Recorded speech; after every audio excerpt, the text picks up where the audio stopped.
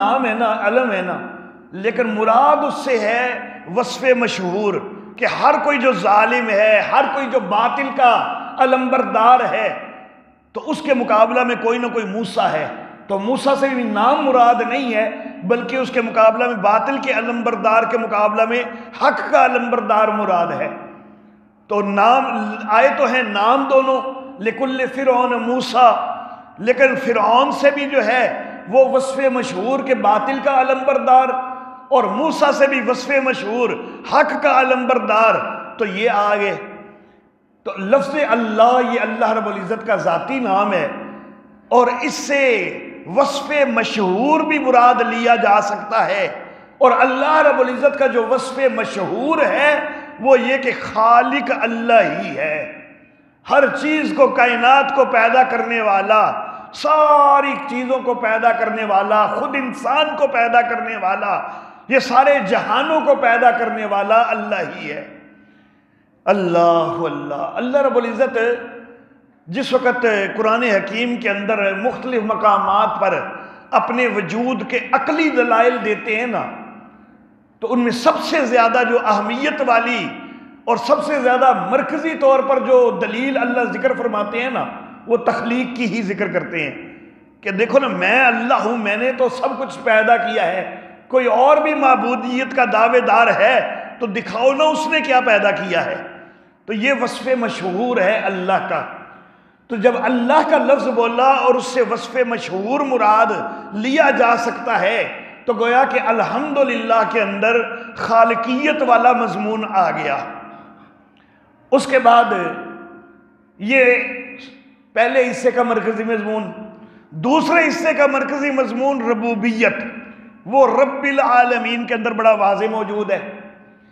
تیسرے حصے کا مرکزی مضمون کہ دنیا کے اندر مالک اللہ ہی ہے، تو یہ الرحمن الرحیم میں آ جاتا ہے.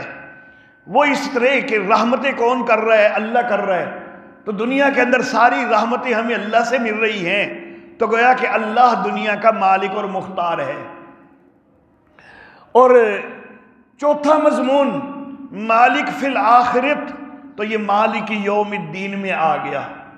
اور مالک کا لفظ وہاں پر استعمال ہوا ہے نا کہ جزا کے دن کا وہ مالک ہے. اللہ اللہ. اور جو مالک ہوتا ہے اس سے کوئی زبردستی نہیں منوا سکتا ہوتا، اس کی مرضی مان لے تو مان لے، لیکن زبردستی اس پر کوئی نہیں ہو سکتی. تو اس سے شفاعت قہری کا مضمون بھی آ جاتا ہے. تو یہ سارے مضامین جو پورے قرآن حکیم کے 4 حصوں کے مضامین ہیں، یہ سارے مضامین الحمدللہ رب العالمین الرحمن الرحیم مالک یوم الدین کے اندر آ گئے. تو یہ پورے قرآن حکیم کا خلاصہ ہو گیا سورۃ الفاتحہ. اللہ اللہ. پھر اس کے ساتھ مزید یہ بات ہم ملائیں گے سیدنا عبداللہ ابن عباس رضی اللہ تعالی عنہما، جن کو مفسر قرآن صحابی کہا جاتا ہے.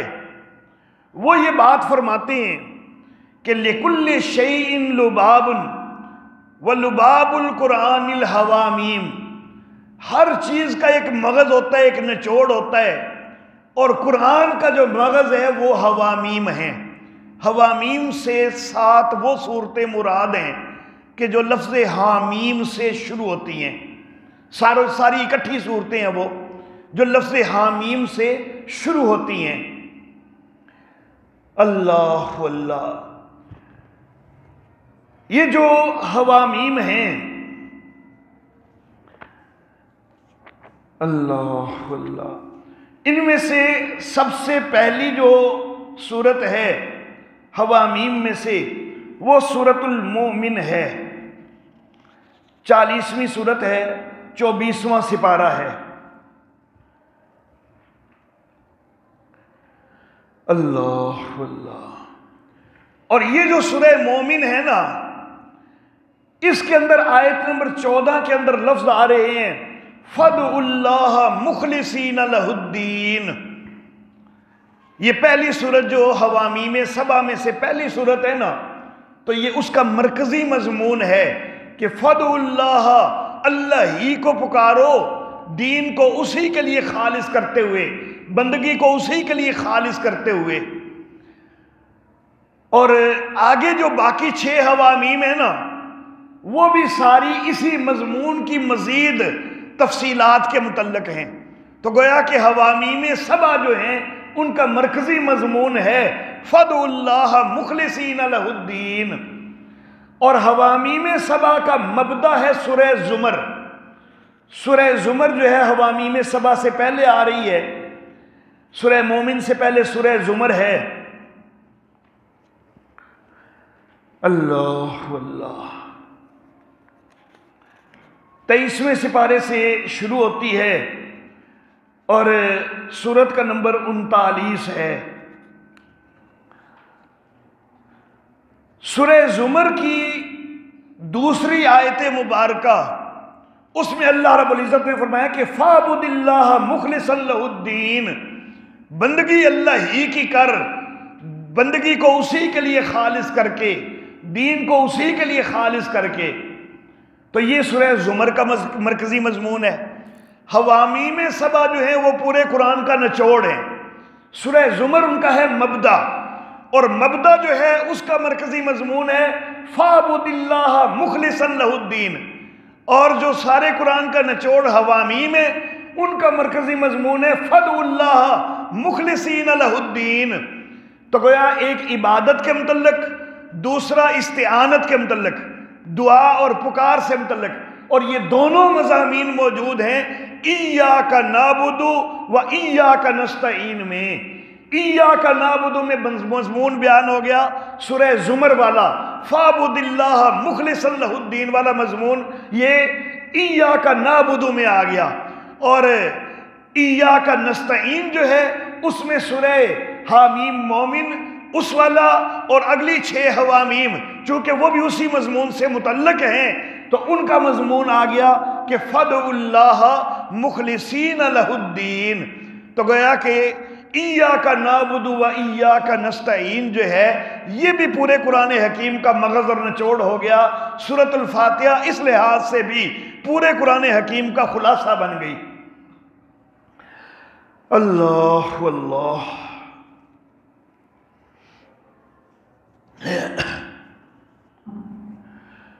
پھر اس کے ساتھ حضرت عبداللہ ابن مسعود رضی اللہ تعالی عنہ، ان کا بھی ایک قول اگر ملا لیا جائے تو بات اور واضح ہو جاتی ہے۔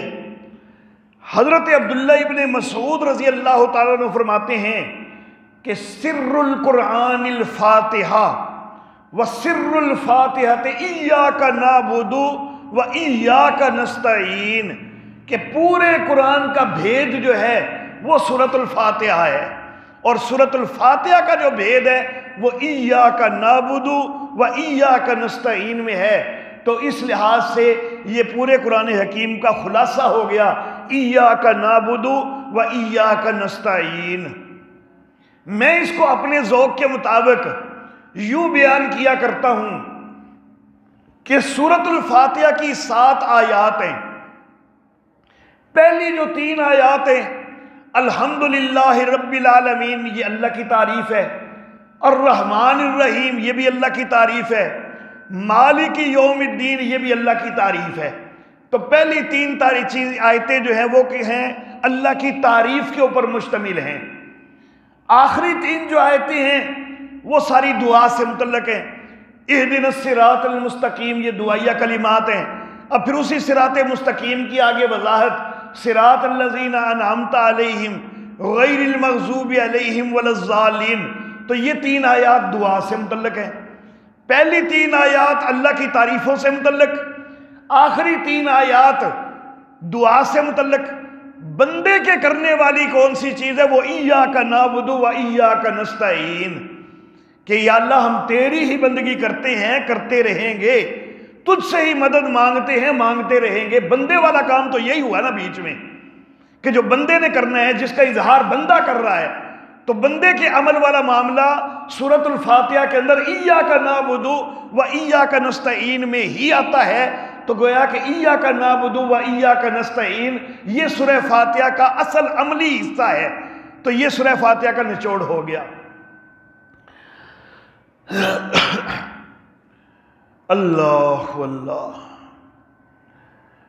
پھر ایاک نعبد و ایاک نستعین دو جملے ہیں، دونوں کے اندر مفعول بہ کو اللہ نے مقدم کیا ہے.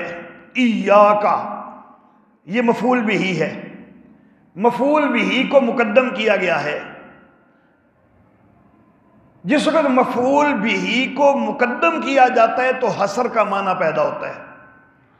اگر مفعول بہ مقدم نہ ہوتا، لفظ یوں ہوتے نعبدو کا، کاف جو ہے وہ نعبدو کے بعد چلی جاتی، اس کو پہلے لانے کے لیے ایاک کر دیا ہے.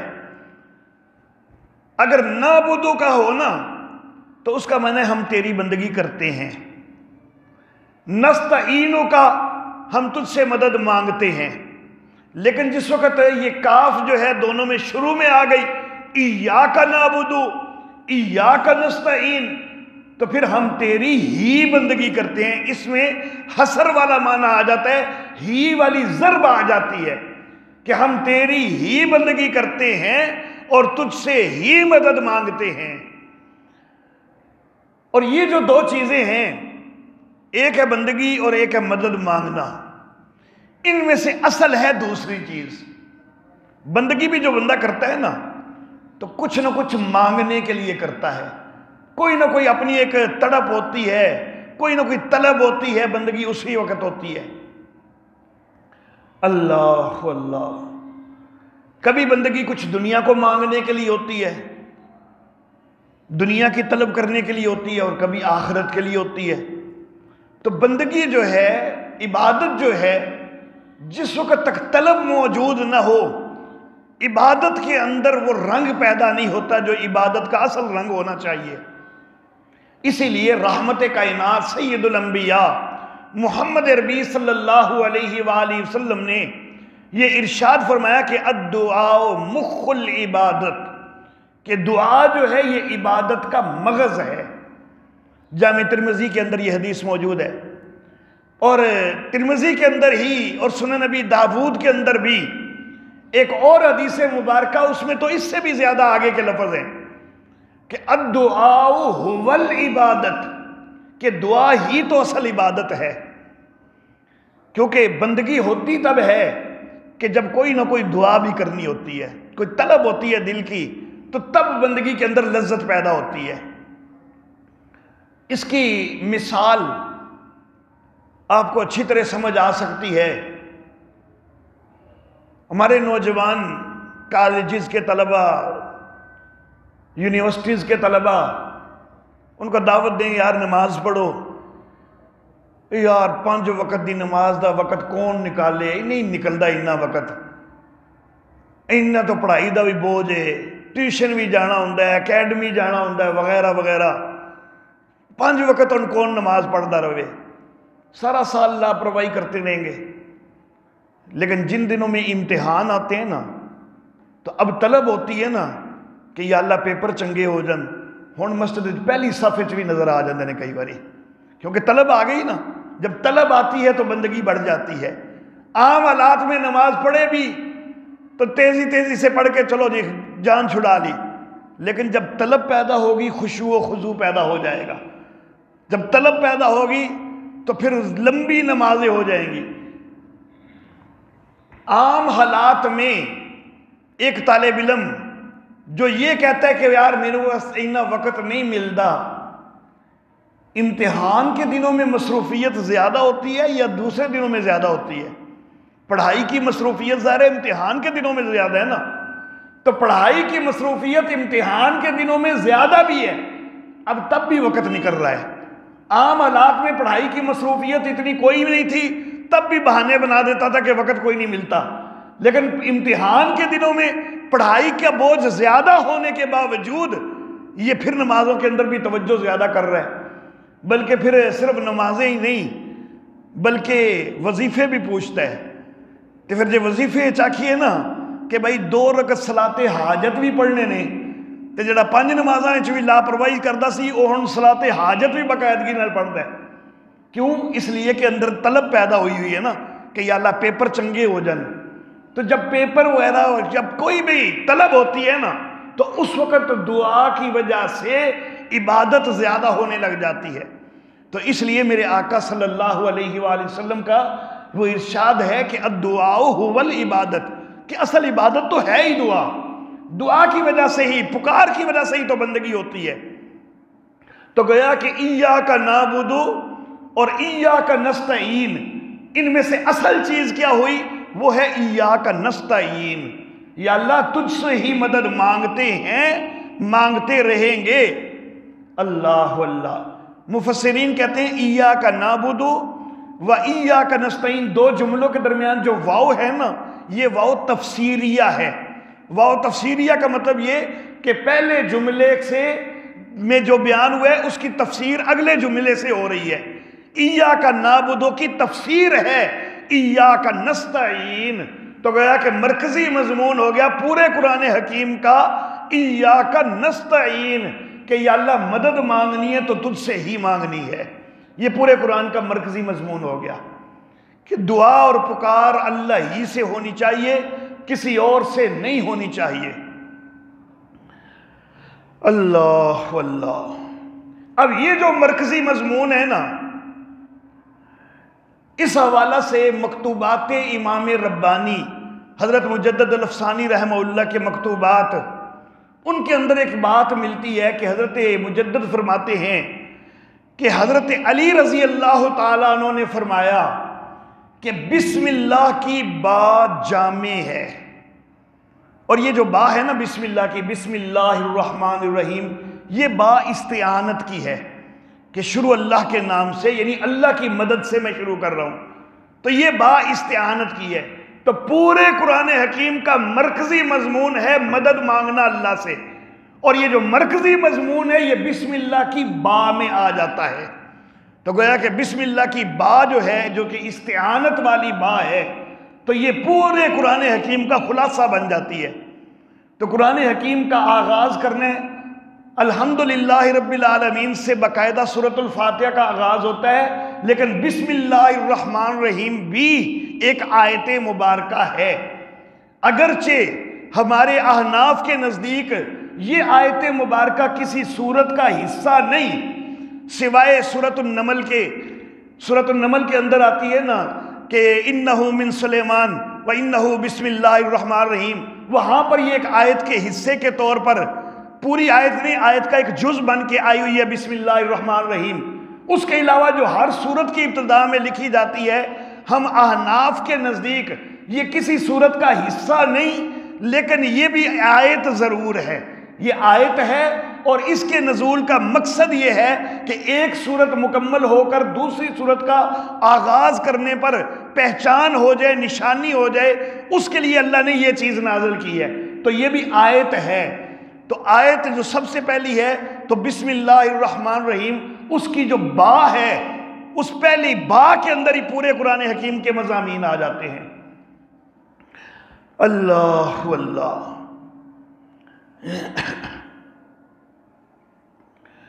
بسم اللہ، اللہ کے نام سے، مدد تو لینی ہے اللہ سے۔ اسم کا لفظ اللہ نے جو ہے یہاں پر سکھایا ہے کہ بسم اللہ، اللہ کے نام سے۔ یہ جو نام ہے نا، یہ آلہ ہے، یہ ذریعہ ہے جس ذریعے سے پکارنے۔ اللہ فرماتے ہیں کہ للہ الاسماء الحسنی فادعوہ بہا، اللہ کے اچھے اچھے نام ہیں، ان ناموں کے ذریعے اللہ کو پکارا کرو۔ تو پکار تو ہے اللہ کی، اور اسم جو ہے وہ سبب ہے، ذریعہ ہے۔ تو بسم اللہ، اللہ کے نام کی مدد سے۔ بسم اللہ الرحمن الرحیم، یہ پورے قرآن حکیم کا خلاصہ ہے۔ اس کا ایک میرا اپنا ذوق بھی ہے، میں اپنے ذوق کے مطابق بھی اس کی ایک تعبیر کرتا ہوں کہ بسم اللہ الرحمن الرحیم پورے قرآن حکیم کا خلاصہ ہے۔ اس کے لیے آپ کو مد نظر رکھنا ہوگا پہلے وہ کہ جو پیچھے ذکر ہوا کہ پورے قرآن حکیم کے 4 حصے ہیں۔ پہلے حصے کا مرکزی مضمون خالقیت، دوسرے کا مرکزی مضمون ربوبیت، تیسرے کا مرکزی مضمون ملکیت فی الدنیا، اور چوتھے کا مرکزی مضمون ملکیت فی الآخرت۔ اور بسم اللہ الرحمن الرحیم پر بھی غور کیا جائے نا، اس میں بھی یہ چاروں مضامین آ جاتے ہیں۔ بسم اللہ میں جو لفظ اللہ ہے نا، یہ میں نے بتلایا کہ اللہ کا ذاتی نام ہے، اور ذاتی نام سے وصف مشہور مراد لے لیا جاتا ہے، اور اللہ کا وصف مشہور ہے خالقیت، تو لفظ اللہ میں خالقیت کا بیان آ گیا۔ اس کے بعد ربوبیت، تو وہ ہے بسم اللہ، اللہ کی مدد کے ساتھ، تو مدد سے ہی پرورش ہو رہی ہے نا، اللہ ہی پرورش کر رہے ہیں، یہ اللہ کی مدد ہی تو ہو رہی ہے کہ اللہ ہماری پرورش کر رہے ہیں۔ تو اسم کے لفظ میں، بسم کے لفظ میں ربوبیت کا مضمون آ گیا۔ اور الرحمن الرحیم، سورۃ الفاتحہ کے اندر بھی جب الرحمن الرحیم آیا ہے نا دوسری آیت میں، تو وہاں پر مفسرین نے کہا الرحمن فی الدنیا والرحیم فی الآخرت، تو گویا کہ رحمان میں دنیا کی ملکیت کا بھی ذکر آ گیا، اور رحیم میں آخرت کی ملکیت کا بھی ذکر آ گیا۔ تو جو چار مضمون پورے قرآن حکیم کے اندر ہیں، وہ چاروں بسم اللہ الرحمن الرحیم میں بھی آ گئے۔ اللہ واللہ۔ بسم اللہ الرحمن الرحیم، شروع اللہ کے نام سے جو بڑا مہربان ہے، نہایت رحم والا ہے۔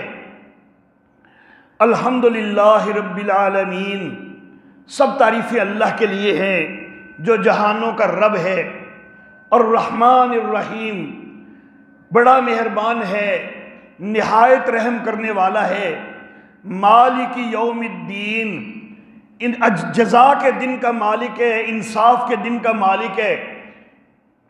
ایاک نعبد و ایاک نستعین، ہم تیری ہی بندگی کرتے ہیں اور تجھ سے ہی مدد مانگتے ہیں۔ اہدنا الصراط المستقیم، ہم کو سیدھے راستے کی ہدایت دے۔ صراط الذین انعمت علیہم، راستہ ان کا کہ جن پر تیرا انعام ہوا۔ غیر المغضوب علیہم، کہ جن پر تیرا غضب نہیں ہوا۔ ولا الضالین، اور جو گمراہ نہیں ہوئے۔ اللہ واللہ۔ لفظ الحمدللہ، اس کا ترجمہ ہم نے کیا سب تعریفیں اللہ کے لیے ہیں۔ کیا ہم نے کبھی کسی اور کی تعریف نہیں کی؟ تعریفیں تو ہم کرتے رہتے ہیں اوروں کی بھی، بلکہ تعریفیں، بعض کی تعریفیں تو ہمارے ایمان کا حصہ ہیں۔ کیا نبی اکرم صلی اللہ علیہ وآلہ وسلم کی تعریف ہمیں نہیں کرنی چاہیے؟ وہ تو ہمارے ایمان کا حصہ ہے، جب تک ہم ان کی تعریف نہ کریں ہمارا ایمان مکمل ہی نہیں ہوتا۔ تو تعریفیں تو ہم نبی اکرم صلی اللہ علیہ وسلم کی بھی کر رہے ہیں، دیگر انبیاء کی بھی کرتے ہیں، اور کرنی بھی چاہیے۔ صحابہ کرام کی بھی تعریفیں کرتے ہیں اور کرنی چاہیے۔ اولیاء کی، اتقیاء کی، صلحاء کی تعریفیں کرتے ہیں۔ بلکہ یہ تو چلو نیک ہستیاں ہو گئی، ہم تو اپنے گھر والوں کی بھی تعریفیں کر دیتے ہیں، اپنے عزیز و اقارب کی بھی تعریفیں کر دیتے ہیں، اپنے دوستوں کی بھی تعریفیں کر دیتے ہیں، بلکہ یوں بھی کہو نا کہ چول چول قسم دے دوستاں دی بھی تعریفیں کر چھڑنے ہیں، تو کر دیتے ہیں ہم تعریفیں۔ اور چلو یہ تو انسان ہوئے، ہم تو اپنے جانوروں کی بھی تعریفیں کر دیتے ہیں۔ بڑی سونی مجھ ہے، بڑا چنگا دودھ دین دیئے، بڑا ود دودھ دین دیئے، ہم تو جانوروں کی بھی تعریفیں کر دیتے ہیں۔ جانوروں سے بھی آگے بڑھ کر بے جان چیزوں کو بھی ہم نے نہیں چھوڑا، ہم تو بے جان چیزوں کی بھی تعریفیں کر دیتے ہیں۔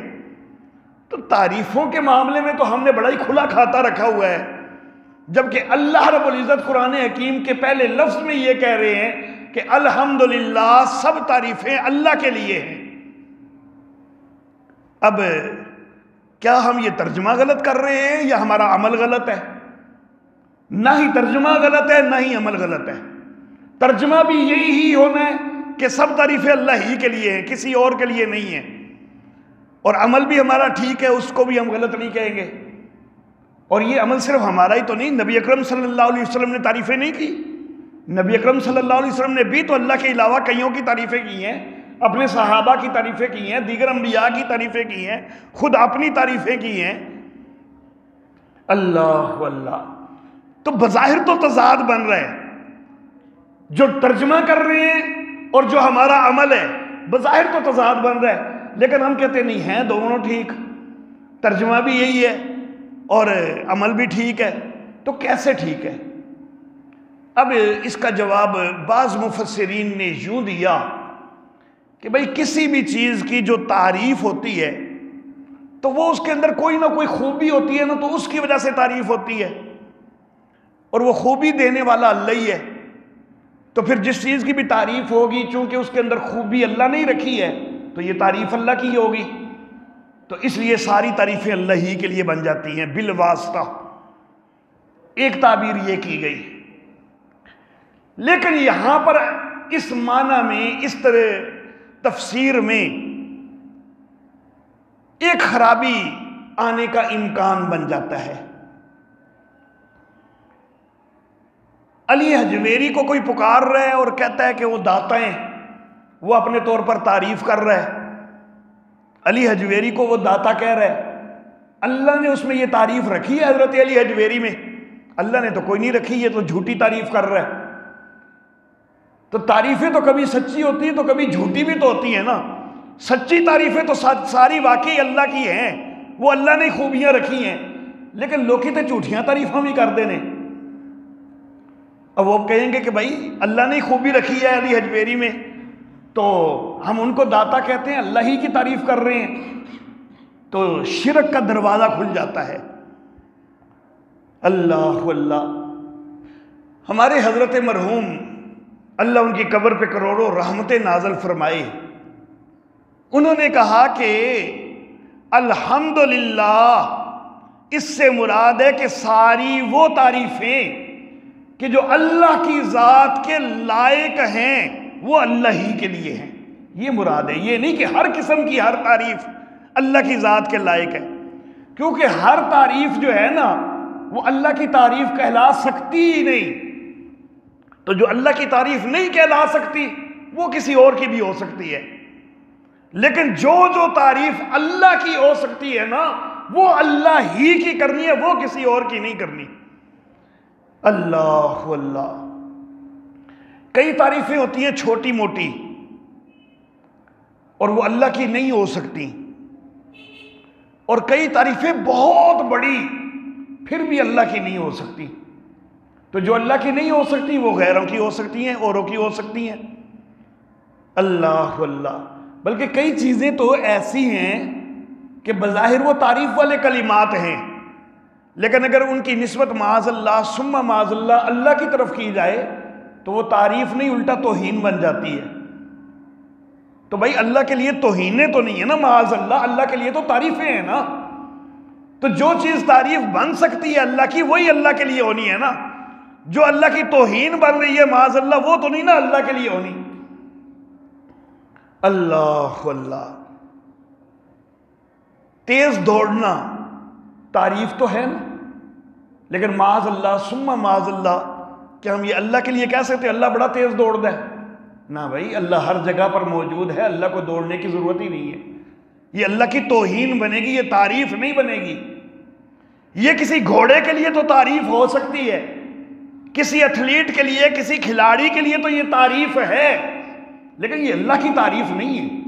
تو جب یہ اللہ کی تعریف نہیں ہو سکتی گھوڑے کی کر دو، اللہ کی تعریف نہیں ہو سکتی کھلاڑی کی کر دو، تو جو تعریف اللہ کی نہیں ہو سکتی وہ غیروں کی ہو سکتی ہے۔ یہ تو ایک چھوٹی سی تعریف تھی، اب ایک بڑی تعریف کی بھی مثال دے دیتا ہوں۔ امام الانبیاء ہونا، سارے نبیوں کا امام ہونا بہت بڑی تعریف ہے، کہ سارے نبیوں کا امام ہونا۔ میں سمجھتا ہوں کہ شاید مخلوقات میں سے کسی کی بھی اس سے بڑی تعریف نہیں ہو سکتی کہ سارے نبیوں کا امام۔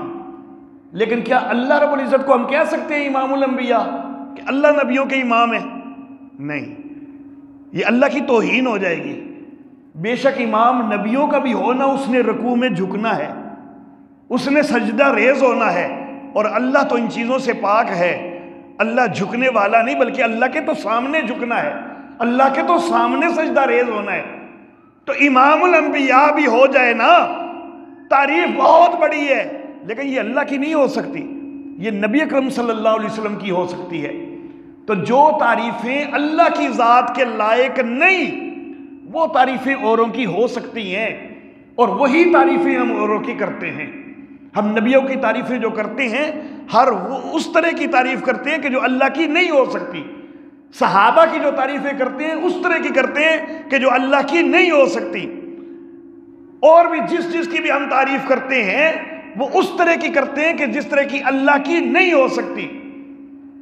اللہ اللہ، بعض تعریفیں بظاہر مشترک بھی نظر آتی ہیں، اللہ بھی علم والا ہے، نبی بھی علم والے ہیں، کچھ نہ کچھ تھوڑے بہت ہم بھی علم والے ہیں، ہر بندہ تھوڑا بہت علم تو رکھتا ہی ہے، لیکن ہمارا علم محدود، حتیٰ کہ امام الانبیاء محمد عربی صلی اللہ علیہ وآلہ وسلم، ان کے متعلق میرا یہ ایمان ہے کہ پوری کائنات کی ساری مخلوقات کا علم ترازو کے ایک پلڑے میں رکھ دیا جائے اور دوسرے پلڑے میں صرف میرے آقا محمد عربی صلی اللہ علیہ وسلم کا علم رکھ دیا جائے تو پھر بھی میرے آقا کے علم کی قدر و منزلت بڑھ جائے گی، وہ قدر و منزلت کے لحاظ سے پھر بھی زیادہ ہے، لیکن کلی نہیں ہے پھر بھی محدود، اس کے بھی آگے ایک سرحد آ جاتی ہے۔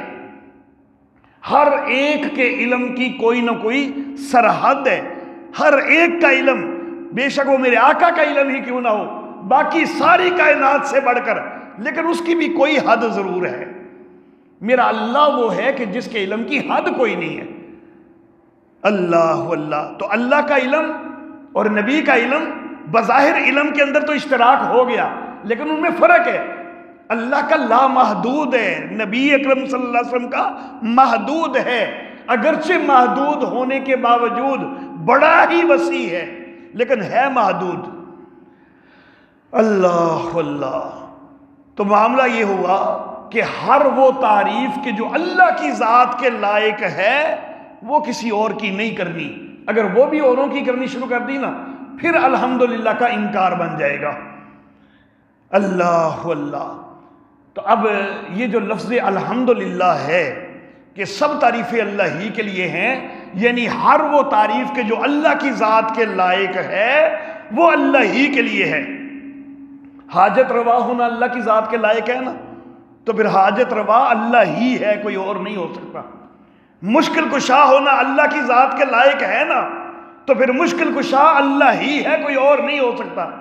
ہر جگہ موجود ہونا اللہ کی ذات کے لائق ہے نا، تو پھر ہر جگہ موجود اللہ ہی ہے اور کوئی نہیں ہو سکتا۔ ہر چیز کو جاننے سننے دیکھنے والا وہ اللہ ہی ہے، یہ تعریف اللہ کی ذات کے لائق ہے تو یہ تعریف اللہ ہی کی ہو سکتی ہے۔ تو گویا کہ لفظ الحمدللہ اس